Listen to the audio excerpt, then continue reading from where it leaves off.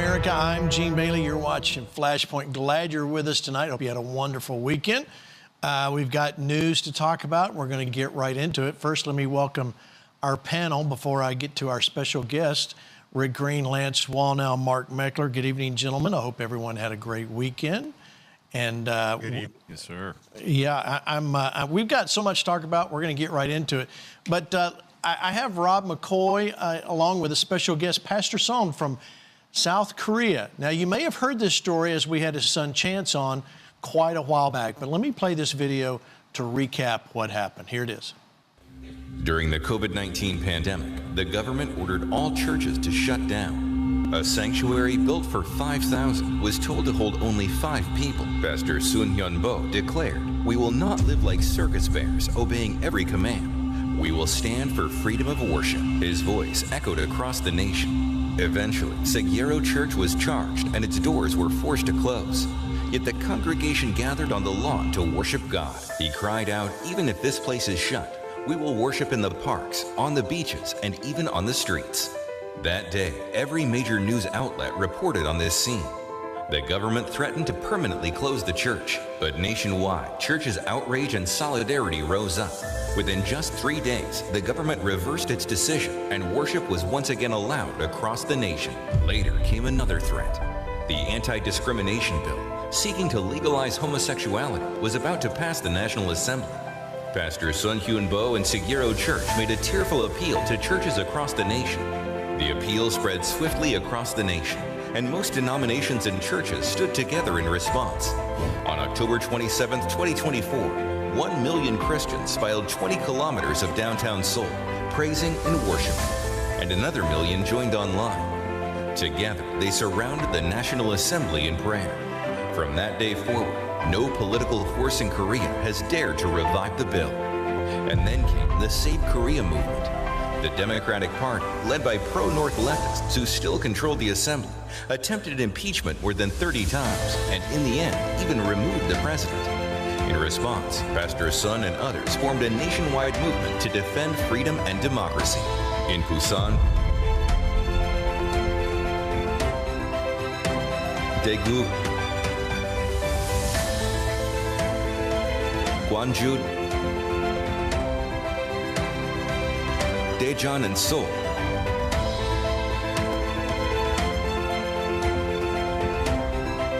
Week after week, hundreds of thousands gathered in each city, crying out for freedom and praying for God to protect the nation and the church. 70% were conservative Christians and 30% were ordinary conservative citizens. But when the president was impeached, the government began open persecution. On the first day of the presidential election at dawn, authorities raided Sigero Church, seizing Pastor Son's office, study, and even his cell phone. To this day, left-wing media ceaselessly attack Sigero Church and Pastor Son, making distortion their daily work. From the days of COVID to the impeachment crisis, Pastor Son and the church faced over 20 indictments, appearing before police, prosecutors, and courts almost every week. Yet Sigero Church is not stopping. Freedom of worship, the order of the family, and the defense of liberty and democracy. For these results, they continue to stand, to this day and always. Let me welcome to the program tonight our friend Rob Mccoy, Pastor Son, and his son Chance. Welcome to FlashPoint again. Rob, tell me about this tour you've been doing for the last few weeks.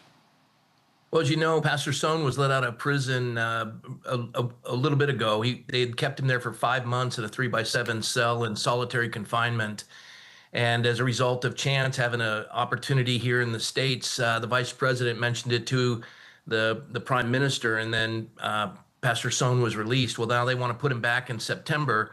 And so we brought Pastor Son out, and a number of folks supported his visit and his families. And we wanted to get a picture with the president and get through a number of churches so that the churches in America can see what's happening in a nation that a third of their population is Christian, the largest Christian population in Asia. So I'm excited to report, and you have breaking news here, Gene. We got an appointment with the president of the United States on Friday, which is a miracle.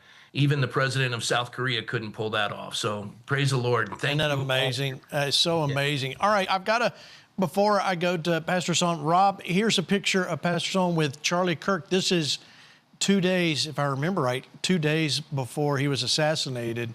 Why did Charlie make this trip? Well, there's an organization called Build Up Korea with Mina Kim, and it's basically the Korean Turning Point USA equivalent. And Charlie came out because it'd been going for 4 years. And when he came out, he met Pastor Sohn, and Pastor Sohn said, it's likely I'm going to be arrested. And Charlie said, I won't make promises on behalf of my government, but I'll do everything I can to get you out if you are arrested. And that was 4 days before Charlie was murdered. When we got back Monday, we heard that Pastor Sohn had been arrested. Charlie meant to put it on his podcast on Thursday. And of course, we know what happened on Wednesday, September 10th. He was murdered. But I'm keeping a promise to my friend. And we got him out. And we're going to keep him out. Thank you for that. Pastor Sohn, I think I know the answer here, but I want to hear from you. What is it that keeps you so strong in the midst of all of this opposition? 이 중간에서 어떻게 계속 강하게 있을 수 있습니까? 하나님을 믿는 사람은 하나님께서 지켜보시기 때문에 언제나 용기를 얻을 수가 있습니다. Us as Christians, we can have courage and also strength because we can always fix our eyes upon God and we can only obey God, not man or the government. 성경의 가치와 진리를 위해서 고난당하는 것은 영광인 것입니다. To suffer persecution for the sake of proclaiming the truth and God's kingdom is actually the greatest honor and our duty as well. Amen. 코로나 때도 계속적으로 싸웠지만은 그것 때문에 재판을 40분이나 받았습니다. During COVID time, because our Syria Church worshipped, we had to go through a total of 40 hearings and also trials until just 2 months ago. So Chance, let me ask you this question. You've been on the show before. I know it must have been an agonizing 5 months while your father was in jail. What has this done for the church during this season? Did things grow? Did things pull back? How has the church handled all of this? Especially the smaller churches, this has encouraged a lot of people among Christians as the U.S. Was paying attention to this matter. And also it has awakened a lot of young adults as well. And right now, 70% of the young adults in their 20s and 30s are supporting the Christian movement and also the conservatism. And this has awakened a lot of young people. So, Pastor Sohn, what is it you were hoping to accomplish here in America? 미국에는 어떤 걸 바라시나요? 어떤 걸? 네, 한국이나 미국이나 자유는 순식간에 사라질 수가 있습니다. The same in the U.S. and South Korea as well. Freedom can be slipped away very suddenly. 한국, 미국의 선교사들에 의해서 교회가 크게 부흥했습니다. Christianity has given birth by the American missionaries. 그러나 이 자유는 언제든지 사라질 수가 있습니다. However, freedom can be taken away really quickly. 한국과 미국 모든 기독교인들이 힘을 합쳐서 싸워서 승리해야 될 것입니다. So that not only Americans, but also South Korean Christians, we have to come together, pray for each other, and also fight together for freedom. Amen. Amen to that. Absolutely. You know, most of us that are old enough to remember, South Korea was wide open to the gospel, and it was really an easy place to go visit, to preach, and to see people saved. So this is quite a shock for those of us that remember the South Korea of old. When did this shift happen? 어떻게 이렇게 이루어졌나요? 바뀌었나요? 사회주의 정부가 들어오고 난 다음에 완전히 모든 상황은 달라지게 되었습니다. After the socialist government came into power, everything shifted really quickly. 어떤 사람이 정치를 주관하는가에 따라서 완전히 나라는 달라질 수가 있습니다. What matters the most is depending on the elected official. So how we vote and who we vote for is really important.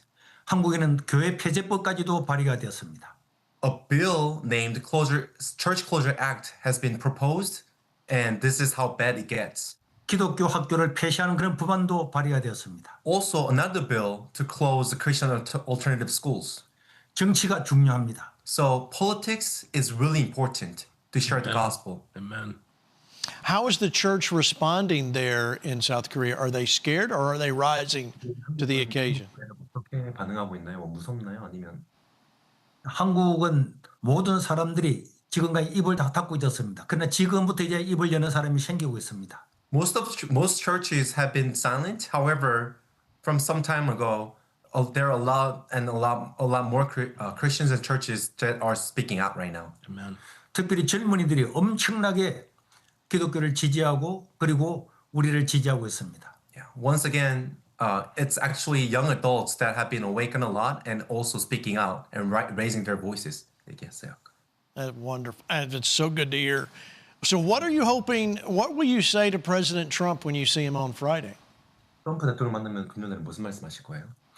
트럼프 대통령을 만나게 된다면은 그분이 가지고 있는 기독교의 가치를 계속 실현해 달라고 이야기하고 싶습니다. I want to ask him to keep pursuing and keep pushing the Christian values and biblical principles over the U.S. because it impacts the whole world. 그분은 단순한 한 사람이 아닙니다. It's not about just one person, the president. 미국이 성경적인 가치를 가지게 되면 전 세계로 번져나게 될 것입니다. Because once the U.S. implements the biblical values and principles, it has huge impact in all the other countries in the whole world. Amen.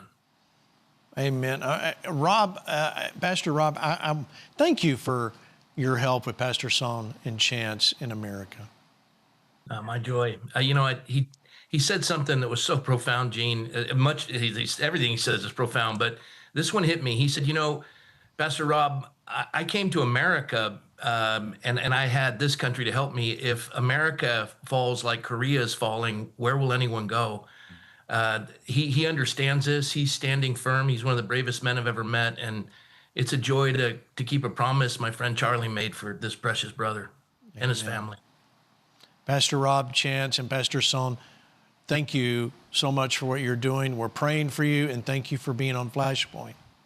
Thank you, Gene, for everything. Thank you so much. And the FlashPoint Army, you guys made this happen. God bless you. Amen. Amen. All right, Lance, when you see this, people standing up in other countries, you know, what Rob said is probably the most profound part. We don't think about other countries needing America to stand strong. No, you know, but I think that I was worried about South Korea, and I heard that Charlie went over there, and I was actually going to talk to him about doing a meeting with some of the business leaders because the churches in South Korea, imagine this, what did we say, like 30% of the country is Christian or something like that? It's interesting that they follow the American model of church. You see, they grew churches. They followed our mega church model. And Donald Trump rose up as a part of the populist movement, and the Christians did it, but the church didn't lead it. The grassroots Christians pulled the church with them. And to this day, many of the courageous pastors are courageous because the people in their church are courageous. So it was a slow burn there in getting to that point. Now, South Korea doesn't have that. They only have one or two pastors like this that actually are like our populist movement, our MAGA movement, which is politically engaged, spiritually awakened, conservative Christians. And I love the fact that it's catching fire with youth, because here we have a reverse problem. Our youth are going socialist and anti-Semitic. There, a pastor like this will capture the imagination. And one photograph with Donald Trump will do more to give him a get-out-of-jail-free card than anything else. So good. Mark, you know, however, you heard what Lance said. We are seeing that resurgence among especially the young American male going back to church, which is a good sign. Yeah, it's a good sign here, and we would be foolish to think that the rest of the world doesn't need us. We are literally the last bastion of true freedom on the face of the earth. If the light goes out here, the light goes out everywhere. Remember, when people are escaping, wherever they're escaping from, when they're escaping religious persecution or political persecution, they come here to the United States of America. So we should never underestimate it. I know we talk about being in the fight to save the republic all the time, but what we're actually in the fight for is to save the world from another dark ages. Rick, your thoughts? It just makes me thankful, man, for what we have here, but also recognizing where we've seen many of those same things that happened to Pastor Son happen here to pastors as well. We tried to ignore it. Some people didn't want to believe that was happening, but in 2020, we saw many of the same things that he was facing in South Korea happen to pastors here in the United States. And obviously we've seen in the Biden administration efforts to silence Christians as well and silence any point of view that was against what the state wanted. In fact, I remember Mark sitting on my porch. What was that, Mark? 5 years ago, probably, when you talked about fascism comes on slow until it doesn't anymore, and then all of a sudden it comes on super fast. And anything that is outside the state that isn't what the state wants gets banished. And we saw not just signs of that in the Biden administration. We saw people get arrested for opposing views. We saw all kinds of abuse of people. We saw all kinds of tyranny from the DOJ and the FBI. So I guess what I was thinking about as Pastor Rob and Pastor Son were talking about it is, man, it can happen here. It has happened here to a smaller and lesser degree, but it could absolutely happen here again. So we need to be vigilant here so that we can be a help to people like Pastor Son around the world. We've got to have freedom here in America first. Without a doubt, without a doubt. All right, let's move on. This weekend, President Trump called off what he said would have been the biggest bombing campaign since World War II. As Paul Petit tells us from Jerusalem, the decision now shifts the focus from military action to high-stakes diplomacy. On Air Force One, President Trump explained why he called off the attack. I was asked to by Saudi Arabia, by UAE, by Qatar, and by Iran. We were all set to go just about at this time right now, and it would have been a massive attack. And the reason they asked is I think there's a deal. Iran quickly pushed back. Its military denied asking Trump to halt the strikes and insisted its forces remain on high alert. But Trump said negotiations will begin this week. He has to remember that the Iranian government learned to lie before they learned to talk. And they're more than mildly insane. Speaking on Meet the Press, Republican Senator John Kennedy cautioned the president. Dealing with them is like dealing with Son of Sam or Charles Manson. Reports indicate Israel was to have a role in the operation. One official said if the strikes didn't significantly damage the regime or its economic base, the attacks would have little value. I spoke with former IDF spokesman Jonathan Conricus, who told me one of the biggest surprises has been the regime's vulnerability. How weak Iran is, how weak the Iranian regime is, what a paper tiger they are. I wasn't surprised by their cruelty towards their own people, wasn't surprised by how they have lashed out at other Arabs. I am surprised how penetrable, how exposed the Iranian regime is. While analysts are debating the military and political implications, some Christian leaders believe an even deeper spiritual struggle is taking place. We are dealing with ancient spirits, as you know, in the Middle East, the Prince of Persia, that has controlled geographic areas that are vast. Jacob says the key is regime change. And so the enemy does not want to give up this territory and will fight. And I believe that Iran is the hinge pin. And once it changes, the whole Middle East will change. Reporting for FlashPoint in Jerusalem, I'm Paul Petit. All right, well, let's hear what President Trump had to say. Here's his response to what's happening. Mr. President, this is at least the fifth time you've turned off airstrikes against Iran since April to negotiate. What is your message to the American people who are wondering what has changed this time? Why should it be any different? Well, you don't know. I don't know. I think we're going to maybe get something, but I want to give them every last chance before decapitation. Very tough to do what we have planned, still planned. We'll see what happens. But it's a very, very tough thing to do. I think I'm very proud of the fact that I'll give people a chance. This is a big move.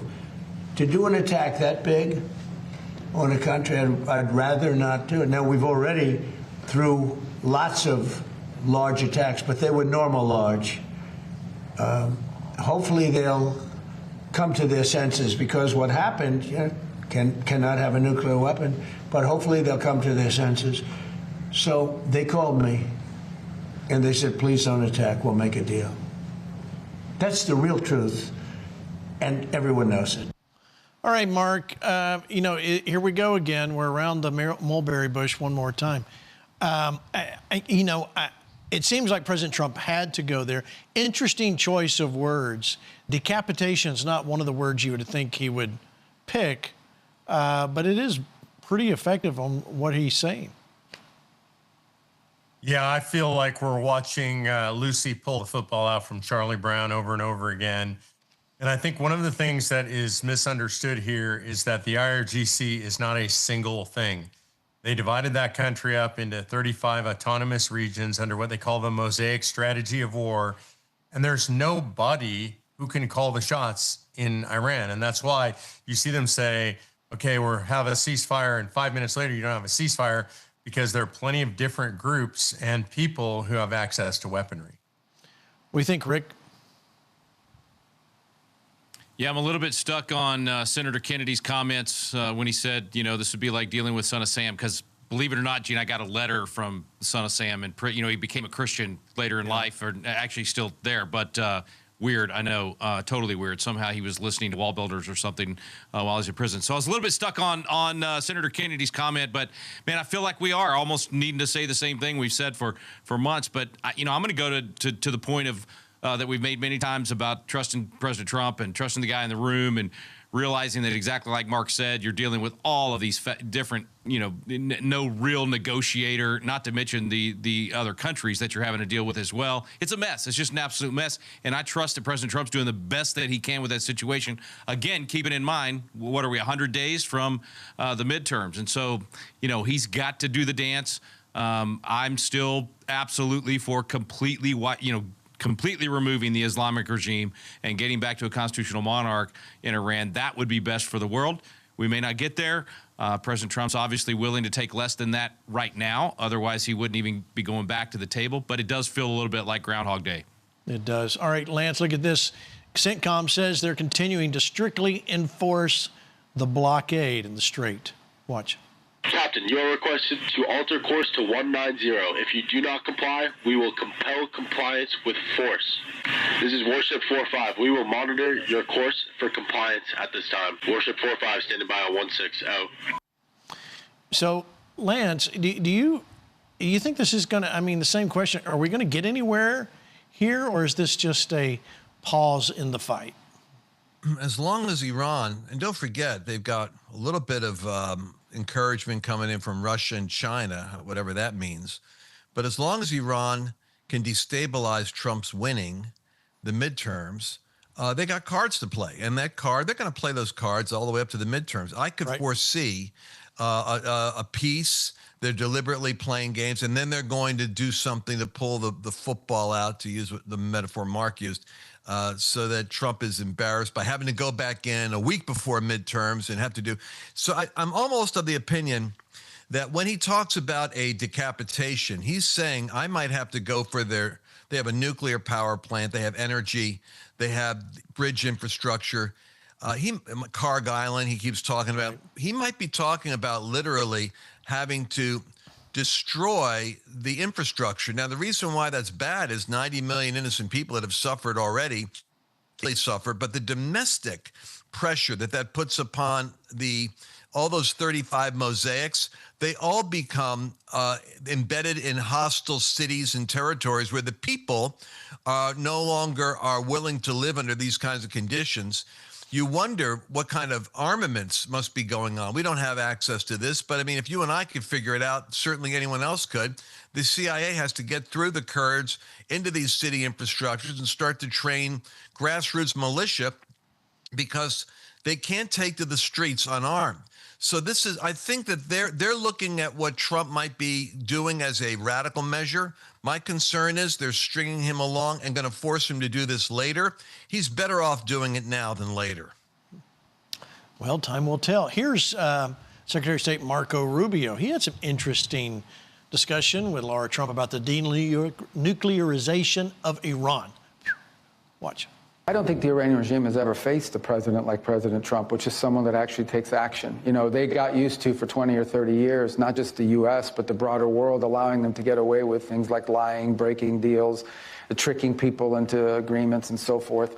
In this particular case, they're pretty straightforward. Iran wants a nuclear weapon, and they were building a conventional missile shield they were going to hide behind. In essence, they wanted to be in a position a year and a half from now to be able to say, we have so many drones and so many missiles, you can't possibly defend against them. That's the place they wanted to get to. President Trump said, I'm not going to let you get to that place. And he went after, wiped out their Navy, wiped out their Air Force, wiped out their missile defenses, wiped out their launchers, wiped out their factories that make all of these things, and severely degraded their defense capabilities. Now, they still have missiles and they still have drones and they can still do damage, but they no longer have that shield, that conventional shield that they could hide behind.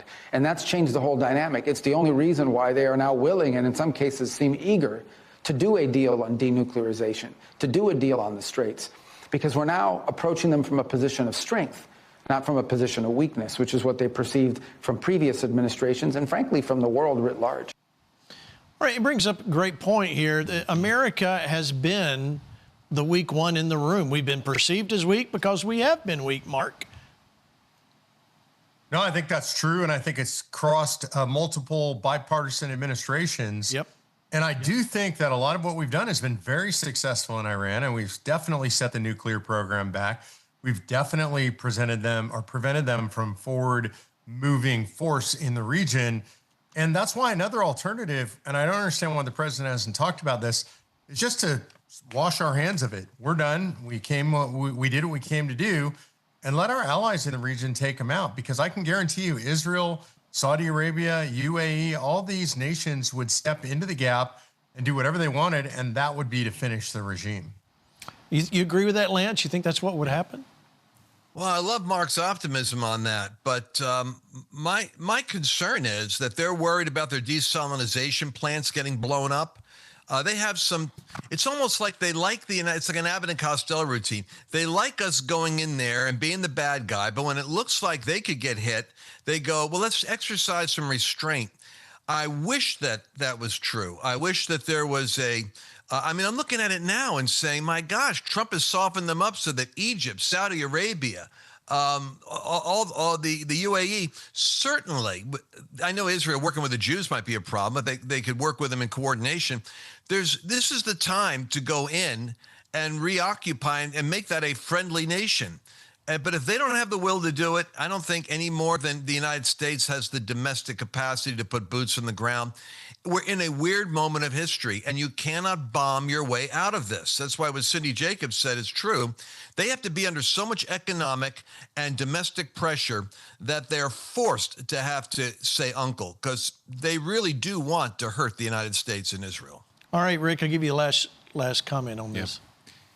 Yeah, I actually want to go back to something that Marco Rubio said, because I think we need to keep making this point, because we have a lot of critics that are coming from, the right, that we never should have done this in the first place. President Trump, never should have taken any action whatsoever. What Secretary Rubio was saying is that had we not gone in, they would have been strong enough with conventional weapons to keep us from going in and stopping a nuclear program. That's essentially what North Korea did, and they got to the point where you couldn't go in, and then they were able to finish off the nuclear program. So we cannot forget that. We need to remind our friends on the right and the people that are criticizing Trump on this or have walked away from the MAGA movement over this, they just missed that point completely. I think Rod Martin was the first one I saw that really made that point early on, and I was like, wow, I didn't even realize that would have been, it wasn't just where they were with the nuclear program, it was where they were with the conventional weapons, able to eventually deter anyone from stopping the nuclear program. That was the intelligence that had come back to the president that said, you've got to act now. I don't think he had a choice on the initial part of this. And so even though people can armchair quarterback this at this point or talk about all the different things, he had to do this. I'm glad that he did this. And by the way, oil is still not only under $100 a barrel, I think it was like $80 today or 84 on West Texas. So again, he's doing the dance well. He's managing this conflict better than I think anybody on the planet possibly could have. So good. All right. Coming up after the break, we'll talk to Rick Green about the latest results from the Department of the Second Amendment. There's no department, but it's a good story. We'll be right back.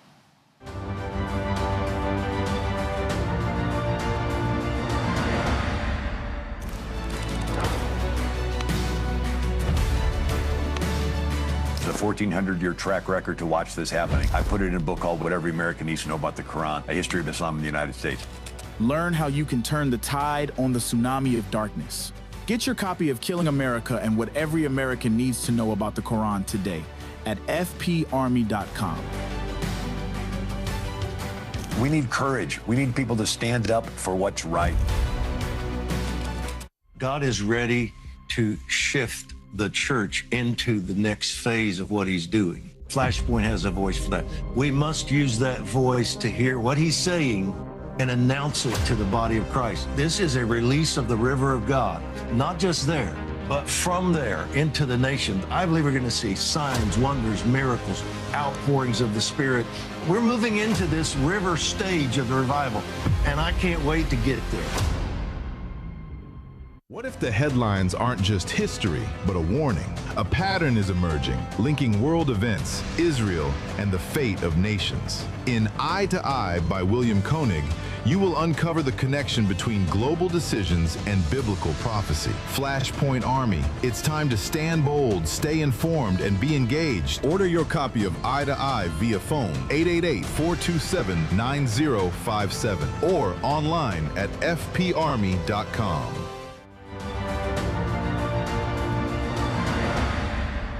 Welcome back. Much more to talk about. Listen, before I get into the next topic, I want to remind you, if you miss Newsbreak that happens at 6:30 Central, 7:30 Eastern, you can go back to the YouTube channel. Just go back to the FlashPoint YouTube channel, to the playlist. All of the Newsbreak episodes are there. Many of you have asked for it. There it is. You've got it now. If you miss it, you can go back and watch. Now, also debuting today on the FlashPoint Television Network was I Got Questions with Terry Bailey. And trust me, she's got questions. Here's a quick look at what that show is all about.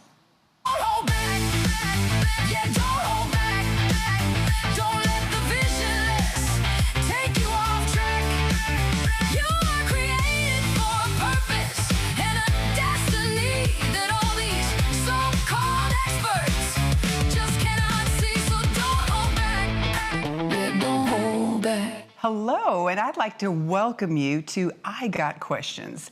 All right, so there's the intro that aired this morning.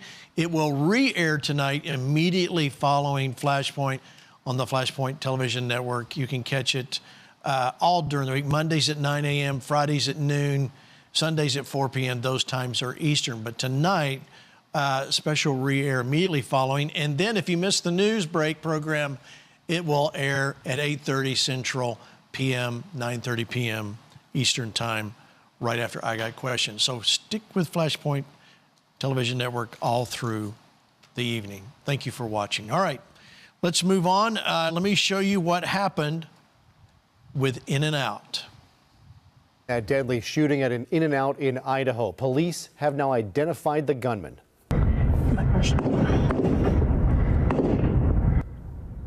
Police naming the gunman as 24-year-old Chad Williams. Investigators say he died by suicide after killing several people. Authorities released few other details. Police say the motive behind this shooting is unknown, but Williams's family is cooperating in the investigation. As for the victims, 3 people were killed, 7 others injured, 2 of them in critical condition.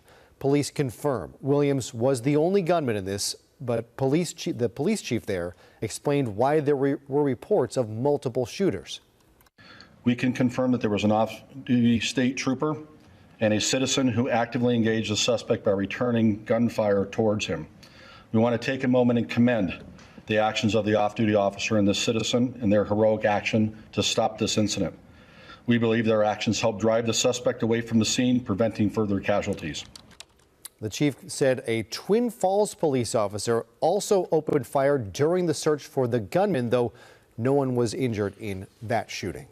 All right, Rick, so this is the Second Amendment at work. He's carrying. So all of those people out there that don't like guns and all that, I understand, you know, the gun issue. However, what about the untold lives that were saved by a citizen standing up and exercising his rights to push back? I mean, look at this guy. This guy's, I mean, he's shooting people in a Tesla, and then he goes over here, and there's another piece with the shooter Jordan Salinas comes to rescue. There he is right there, firing on this guy. Rick, what does this say to you? I mean, this is a big deal.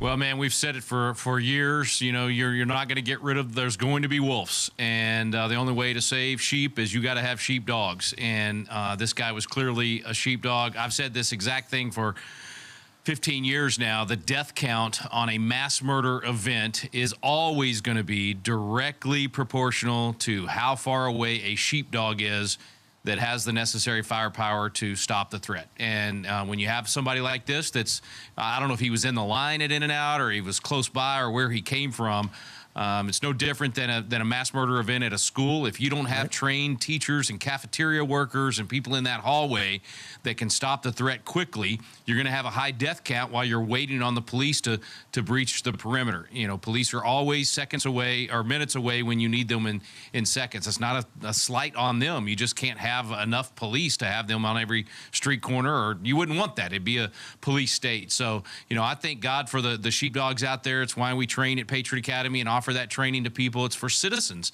to be able to defend themselves and their families, or in this case, to defend total strangers. So I commend this gentleman, the Salinas guy. I mean, that tells you right there. I mean, it says a lot about him that he was willing to put himself in the line of fire in order to save lives. And apparently, from what we're being told so far, absolutely did save lives. Yeah, without a doubt. Mark, you see, this is a picture of the guy, Chad Williams, has been identified as the shooter. No, interesting, we have no agenda, no why, no manifesto of what this is all about. Maybe he just got mad. We don't know. Yeah, I mean, it's always interesting to me when it doesn't come out right away. That usually tells us, not always, but usually tells us that there's stuff that the authorities don't really want us to know, doesn't maybe fit the political narrative. I'm a little bit more skeptical of that because it's Idaho, which is a pretty conservative place, but we'll see what comes out of it. I want to commend Rick, because one of the things that Rick has always said to me and to everybody who will listen is it's not just a good guy with a gun, it's a trained good guy with a gun.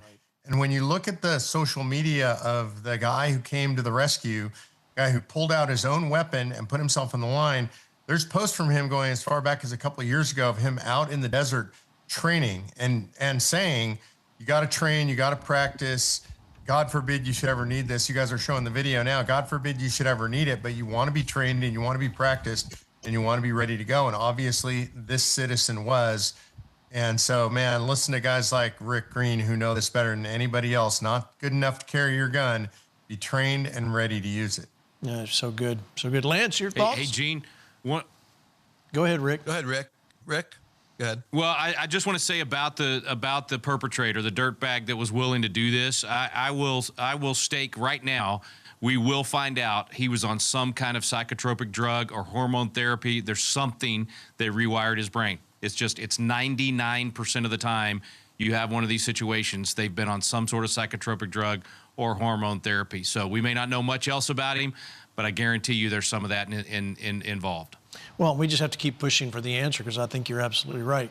Lance, go ahead, your thoughts. You know, Gene, we live in a great country which has freedoms unlike any other country, and hot and cold running water, air conditioning. I mean, we got so many people on bilking us on the welfare rolls that we can't keep up with the fake and the fraud, but America is still an abundant and prosperous place. What's sad is that young people or these shooters, if you plug into the narrative, this is a spiritual thing. When you plug into negative media, negative narratives, and you get into group chats or you start doing searches into communities that are not mentally healthy, they could produce in you a level of frustration and paranoia and anger that if you are mentally imbalanced, or as you heard there, if you have any kind of psychotropic drugs that you're taking because you're going through a phase change of life and you're seeking an alternative trans identity, listen, people are going to be increasingly under demonic influence. And I'm just going to say, not only do you have to train with, I never owned a gun till 2020. And then I said, you know what? All right, here we go. Got to get one now. But I'm also becoming more Pentecostal. I'm praying more because I realize people can flip in any environment. It's not like you're automatically safe here or there. That's right. So I'm actually getting more filled with the Spirit and more trained. Like we have to go full tilt, but understand something. These people that don't have Jesus, they don't have the gift you and I have to be able to unplug from all the toxic stuff and get the peace of God. So the gospel is still a remedy for mentally ill people like this. Amen. Well said. Well, speaking of what the input is in the media, in the mainstream media, this is why you need to watch. Are you ready? I'm going to say this. This is why you need to watch people like Lance Wallnau. See, I said that. This is a sign of the end times. It's an end time trauma right there. That's right there. We're in the last days. And I'm not on any psychotropic or hormone therapy. But let me show you. This is the clip of the night. Ta-da! We should have like a little graphic. Clip of the night. Clip of the night. Robert F. Kennedy Jr. sat down with Dana Bash and actually calls her out. This is wonderful. Here it is for viewing enjoyment. Watch. You are the HHS secretary, and you are talking about things that lead to vaccine hesitancy in this country, and it is something that causes problems for people when there is not anything. Let me ask you something. Do you see your job as ending vaccine hesitancy, or do you see your job as telling the truth to the American people? I see my job as telling the truth, and the truth is that there is study after study after study. It's one of the most studied things out there in science. You're repeating and it it is like a parrot. You're repeating So are it you. like a parrot. So I've are you. actually read the science. Let's you and don't I wanna- come you don't back wanna- here and debate the So science. I'm not debating this with you. Of course you won't. No, because I'm not all debating. you know how to false- do is repeat things that people told you and say, trust the experts. That's what you did during COVID. Now we know that Anthony Fauci, who was the expert, was lying about everything, about masks, about social distancing, about natural immunity, about the transmission from the vaccine, about the source of COVID. He was lying, and you were punishing people for not trusting the experts. And now you're rolling out the experts again to talk about something that you have no personal knowledge of. Okay, well, guess what? That is my job, to talk to people. Your job is to Am I tell the allowed truth to talk? to the American yes, public. yes. And my job And is to to be- get as and much to- information as I and can. to maintain what we were doing, a posture what we were of doing, fierce skepticism what we toward were government doing authority. in COVID and still, with regard to these vaccines, is getting the best information, the best science that we can, and putting it out there. And sir, what you are doing is causing getting the best information science to from be out there somebody that who's is lying not to you. accurate. Who was lying? RFK, anytime. Yeah. Anytime you want to be on FlashPoint, we're ready for you. You know, here's the thing that I love about this. Mark, I'll go to you first. He was not trying to work the comment. He wasn't. Whereas in the past, the conservative side, would have not done that. They would have been more, hey, let's try and keep even. You know, you got to call this out for what it is. And he did exactly that. And I can't believe that Dana Bash, CNN, of course it is CNN, would actually stand behind the experts in the middle of us seeing exactly what Anthony Fauci, he didn't tell the truth about anything. Yeah, look, and his approach was perfect. He wasn't taking an ounce of her garbage, and he was going to speak back against it forcefully. One of the things that people do when they go into those interviews, which I don't like, is they accept the interviewer's premise. And he refused to do that. She was relying on the quote unquote experts. That was her premise. And he destroyed her premise by saying the experts lied to us. And I also think he really backed her into a corner. She was just expressing her opinion. She had no personal knowledge, expressing her opinion. She was not seeking the truth. And I love the fact that he wasn't even going to let her talk. He just kept talking over her. Yeah, Rick, what do you think? Oh, man, I was loving it. I absolutely love how he is so effective. He always comes with the receipts. He would have been able to quote the very studies that she was trying to claim and where she's never even read them. So he nailed it. And I love the fact that he used the word truth, that he actually gave that comparison. Are you here to just parrot what other people have told you, these supposed experts that were proven wrong? Or do you actually care about truth? Do you want to seek truth? You know, that the media used to be respected for that they would investigate, that they would, you know, you go back to swine flu and some of this stuff from 40, 50 years ago, and it was 60 Minutes that actually did the expose on how many people the vaccine had killed, and it got pulled off the market very quickly, and it was just a dozen or so. I think it might have been 40-something. You know, so they used to be a friend to a republic and a friend to a free people, whereas now they've become an enemy because they did, in fact, parrot a totalitarian tone from our federal government that silenced anyone that even raised questions. I'm going to get upset again because I'm thinking about Fauci and his pleading the fifth, and the guy should absolutely be on trial. And yet the media covered for him. He was their darling. They literally made a god out of him. For many people, they worshipped Fauci and instead of seeking truth and actually worshiping God. So anyway, she was part of that, and I thank the Lord for RFK. I know he doesn't agree with us on some things, and you know, there's things we could pick, but man, he's been a warrior for truth in science, and that has been really good for our country. It has. Lance, your thoughts? Well, there's another perspective on this also, and that is that if you're involved with cabinet level positions, everyone knows that you represent the president at all times. You represent his policy, but you'll notice something. Trump is one of the most pugilistic, pungent fighters you've ever had in the White House. I mean, all you have to do is look at the press dinner they have to see him go. And Kennedy watched it. And so what Rubio knows, what Hegseth knows, what RFK knows is when they come at you, come back at them hard because the boss doesn't mind it. He's created a culture where he wanted reformers at the top of these institutions. They all have permission to take territory. And that's what you're looking at. You're looking at a guy who says, I'm not going to get any pushback from the Oval Office. I'm going to go at you. Absolutely. Absolutely. All right. Yes. Okay, here's another. It's interesting. It's just interesting. Here's Mom Donnie says, you know, we're going to have cards so that when you come to our grocery store, you have to prove who you are. Wait a minute. Hasn't this been done before? Watch. How are you going to keep people from taking advantage of that, that deal, basically? And is there going to be a limit on the number of items that someone can take that are discounted at that level from that essential basket? So our RFP makes very clear that this is a program for New Yorkers to be able to put food on the table, not a program for people to be able to make a quick buck through reselling. I'm going to pass it over to our EDC head, G-Pack, to add some additional details. Yes, if you look at our RFP for the operator, we are looking to make sure that we target New Yorkers, whether it be at sort of a library card-esque thing, and also we manage who's buying and that is focused on everyday New Yorkers. So we are mindful of that, and so we're going to make sure that we have all the things in place to ensure that that does not happen. So that was a long clip that basically says you're going to have to show ID. Imagine that, Lance. Yes, you know, he almost like, I love how he knew. Yes. He says you have to have a driver's license and an ID. So he says, we're going to have someone else discuss it right now. He knows what she's going to say. He's going to let her say it, not him. Yeah. Here, you talk about it. Yeah, it was great.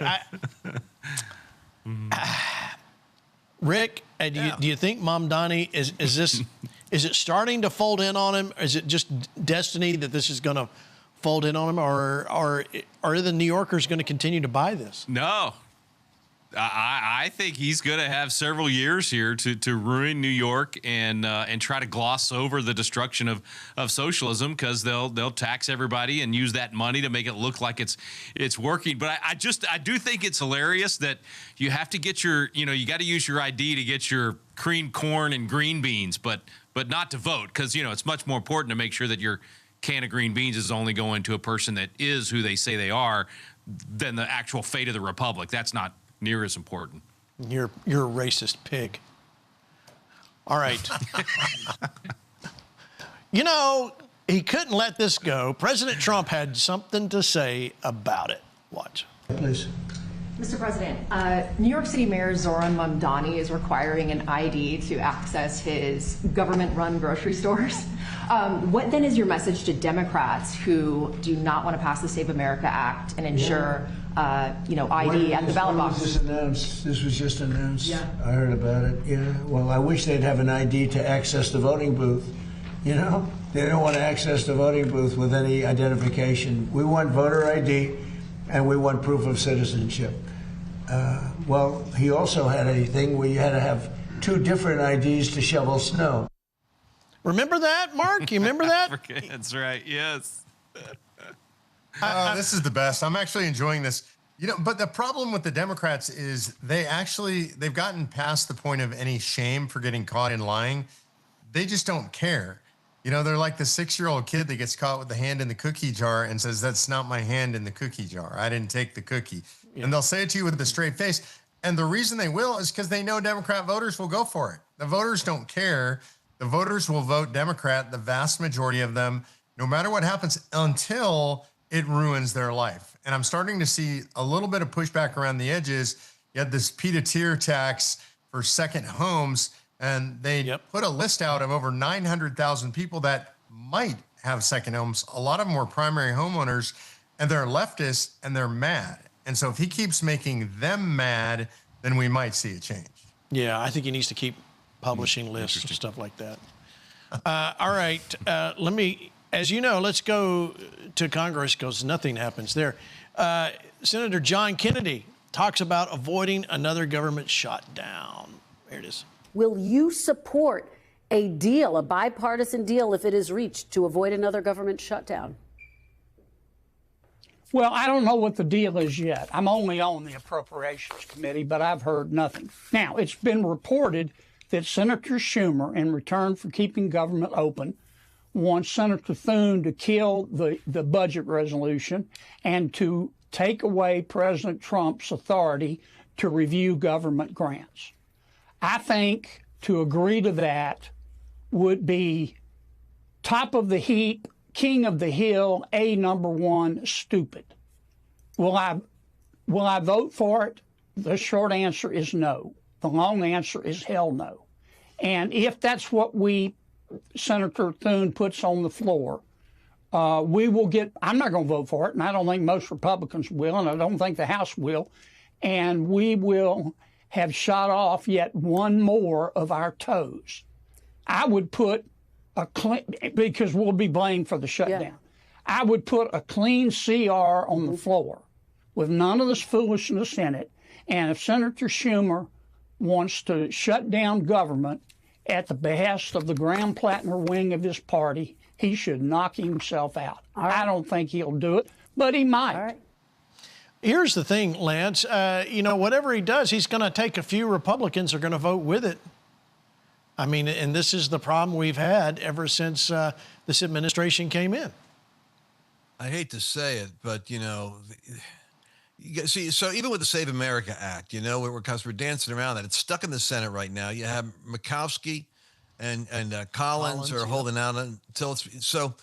I'm worried. I'm a little bit like, so what's going to happen in their states? Don't they have Republicans that are frustrated with them? Is it possible that this will affect their Senate? They're running for Senate. They're up for election, and they're stalling, election integrity. It's so, I look at it like, my God, I see it like America, like the halting between two opinions. And I keep thinking, my Lord, this is so sad to watch this happen. What is the solution to this? I think, programs like FlashPoint, what we do is we educate people. But I really want to see the folks that are in these Senate states. You should be contacting them, and you should be letting them know that this is unacceptable. The states eventually are going to have to solve the problem. If the Senate can't do it, the states have to do it. But my gosh, this can't be good for Republicans in midterms if they keep acting like the Three Stooges. And that's a good way to put it. They are acting like the Three Stooges. All right, let me get to this, and then I'll let you guys comment. The last decade of slow-growing socialism, here's one take on how this all happened. Watch. Socialism is now on the ballot across America. So how did we get here? Let's start back in 2016. Bernie Sanders is running for president. He starts this nationwide movement. Instead of just ripping it apart, the Democrats force him out of the race, and then we know what happens from there. They did the same thing in 2020, by the way. 2018, AOC takes down an establishment Democrat, Joe Crowley. He was a part of the leadership, chairman of a committee. She takes him out. In 2025, they needed more reinforcement. No one thought he could win in New York City, but Madami wins with the help of social media. And if you look at the Democrats, because of all of the splits, they feeling like the establishment not representing them, 48% of Democrats say that they feel that their party has betrayed them. We think, Rick? Yeah, I was watching it and I was wondering, I mean, these guys can correct me, but is that part of why the SAVE Act is an existential threat to the Democrats? In other words, they've been able to patch over their differences and their disagreements, by being able to cheat, frankly. But now you got James Carville saying he's ready to leave the Democrat Party if it's going to be led by people like this, or if they, So I think that's why they're so dug in. I totally understand the Democrats not getting one vote for the SAVE Act. It really is those 3 or 4 Republicans in the Senate that I just cannot understand. It's complete betrayal and completely, they must, for them to be willing to sell out their country and not do this 80% agree fix needs to be done. That part doesn't make sense. The Democrats, I get it. They need the system to be able to cheat in order to patch over these differences. But, man, I think they are facing a massive potential existential threat from the left when you got guys like Carville willing to walk away. And Bill Maher. Those are true. Yeah. That's true. We'll play that Bill Maher clip probably tomorrow night. Mark, your thoughts? You got a minute to wrap up? Yeah, I think the real problem is that I don't think those guys really are willing to walk away. I think they're saying the words. I don't think that they could pull the lever for a Republican if their life depended on it. I don't believe Carville's going to. I don't believe Bill Maher's going. Bill Maher said he would vote Republican. I think that might be true in the extreme fringe cases where you have radical DSA candidates, but that's not most of the races. Right. And it's important that we remember when these Democrats aren't saying the extreme radical things, they still believe all those same things. And so these folks are Democrats. I think they're going to stay Democrats. All right, Lance, you got a minute. Wrap it up for me. This is all good news, Gene. Believe it or not, it's really good news. What's better than Trump having 30%, approval ratings? Democrats have 17%. They're so bad that they can't even take advantage of all of their concerted legacy media pounding on Trump and lying about the economy. So the good news is the Democrat Socialists had their convention and only 500 people showed up. Comic-Con has 150,000 people show up. What does it tell you? They actually are accusing, I think Politico has an article saying, they think Republicans are pushing for the promotion of these communist candidates to run as Democrats so that they could trounce them in the midterms because 70% of America does not agree with these policies. When you got Carville saying, I'm losing my mind over it, it means that they're really unelectable. And that's the good news, because even though we're struggling on our side, they look really bad. And that's hopeful. We just need for our 48% to show up and vote. Amen. All right, Pastor Son, thank you. Rob McCoy, Mark, Rick, Lance, and Chance, thank you all for being here tonight. Next Flashpoint, Robbie Dawkins, Pat Schatzline, Peter McElvena. It's going to be a great program tomorrow night. Make sure you watch. Stay tuned. Coming up, I Got Questions with Terry Bailey. I know you'll enjoy it. Make sure you go to the FPTN for all the latest. And thank you for being a part of what we're doing every night, 5 nights a week, right here on Flashpoint. See you tomorrow night.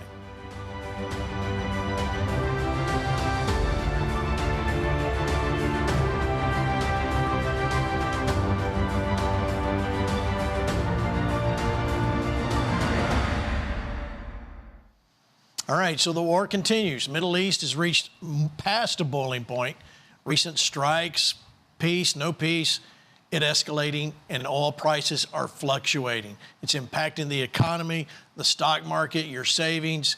And if you're near retirement, this matters. It's up to you to protect what you've built. After the 2008 financial crisis, gold nearly tripled and silver rose almost 6 times. Today, inflation is still hitting hard. Just look at everyday costs like, say, coffee. Now, silver has been added to the U.S. critical minerals list, making it essential for national security and economic stability. That's why more people are turning to gold and silver, real, tangible assets that have held value for thousands of years, especially in uncertain times. That's why I trust Goldco. You can find out more how to get your gold and silver kit by going to fparmygold.com. The thing I like about FlashPoint is that it's not just a show, it's actually a community of people. The FlashPoint Army is a very real thing. I love how Brother Gene will just activate the Army. It's smart, it's of a different spirit. People are radically in love with the Lord. It's for people who love the truth. And then, as things start happening, the Army gets activated. I love FlashPoint. This is the FlashPoint Television Network.